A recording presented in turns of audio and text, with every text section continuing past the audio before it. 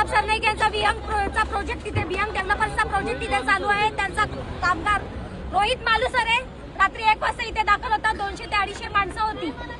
त्यांनी हा सगळा अतिक्रमण केलेला आहे। इथे आमच्या वर्षभरासाठी लाकडं लागतात चुलीसाठी, जी आम्ही इथे जमा करून ठेवलेली ती सुद्धा जमीनदोस्त करून सगळी राख रांगोळी करून ठेवली। आमची शेतीची अवजारं होती। कसं चालू झालं? मालुसरे आले असेल की फालुसरे आले असेल, सगळं हे भूमाफिया प्रताप सरनाईकचं काम आहे आणि प्रताप सरनाईक हेच काम करत आलेले आहे। ठाण्यामध्ये अनेक तक्रारी आली, मीरा भाईंदरला पण त्यांनी तसंच करत असतात। हे सर्वात मोठे भूमाफिया, त्यांच्यावर कारवाई झाली पाहिजे आणि माननीय मुख्यमंत्री देवेंद्र फडणवीस साहेबांना बोलणार, अशा प्रताप सरनाईकचा तुम्ही राजीनामा घ्यायला पाहिजे त्वरित। अशा लोकांनी सरकारचं नाव खराब होतंय, सरकार मलिन होते, अशा लोकांना आजच काढायला पाहिजे। अशा प्रकारची भूमिका मी मुख्यमंत्री महोदयांना सांगणार आहे। पंडित दिराना माझ्या अजूनपर्यंत 24 तासात होत देखील अजूनपर्यंत जबानी घेण्यासाठी पोलीस एकही तिथे दाखल झालेला नाही। एक हवालदार आत्तासा पोहोचला, रिसेप्शनला उभा आहे। अजूनपर्यंत तिथे कोणाचीच दखल घेतली गेलेली नाही। परवा रात्री अतिक्रमण जर करायचं होतं तर दिवसाढवळ्या का केलं नाही? अतिक्रमण जर करायचंच होतं तर दिवसाढवळ्या झाडांची मोडतोड का केली नाही? पोलीस प्रोटेक्शन घेऊन केलं असं 5 माणसं आम्ही करत होतो। आमची हळद होती बहिणीकडे, आम्ही तिथे होतो। 1-1.5 वाजता तुम्ही रात्री अपरात्री याल तर आम्ही कसा निभाव लावणार त्यांच्या समोर? बसलेली माझ्या मुलाची छाताड्यावर बसलेली, माझ्या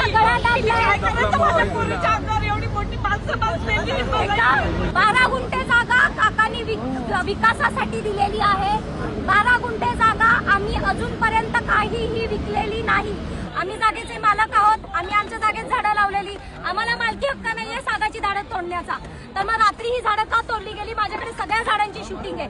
याला पूर्ण बाउंड्री लाईनला झाडं होती, इथे या साईडला हे पत्रे शिल्लक ठेवले, बाकी सगळी झाडं तोडली गेली। ही जागा त्यांनी 15 एकर स्मशानभूमी दाखवलेली आणि याच्यावर आता तो टॉवर बांधतोय। या गाववाल्यांनी त्याला सपोर्ट करून निवडून आणला, कशाला? आमचे प्रश्न अधिकार आमचे द्यायला। त्यांनी काय केलं? गाववाल्यांचीच वाट लावली। लेडीज माणसं आणून गाववाल्यांना मारतोय तो। काय गरज आहे त्याला हे सगळं करायची?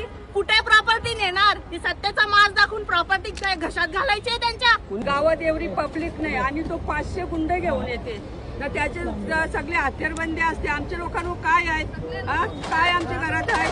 बाहेर निघा। कोणी असं सांगेल तर पोलीस माझी हात व्हिडिओ काढून मला पाठवा। व्हिडिओ काढायला आम्ही ज्याने तुम्हाला सांगितलं ना, कोणी पोलिसांनी त्याचा व्हिडिओ काढून मला पाठवा। माझी हात जोडून विनंती आहे। तुम्ही इकडे बिनधास्त राहा। आमची जागा आम्हाला द्या।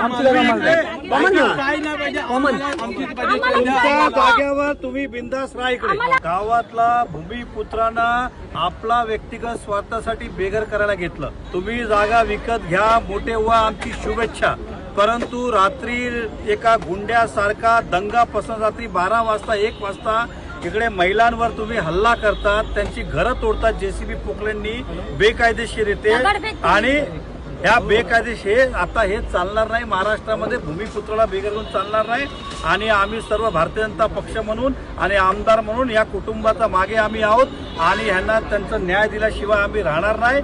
मी पोलिसांनाही सांगेल, महापालिकालाही सांगेल, जो यामध्ये दोषी असेल त्या सर्व अधिकाऱ्यांवर पण कारवाई झाली पाहिजे या दिशेने नक्की आम्ही बोलणार।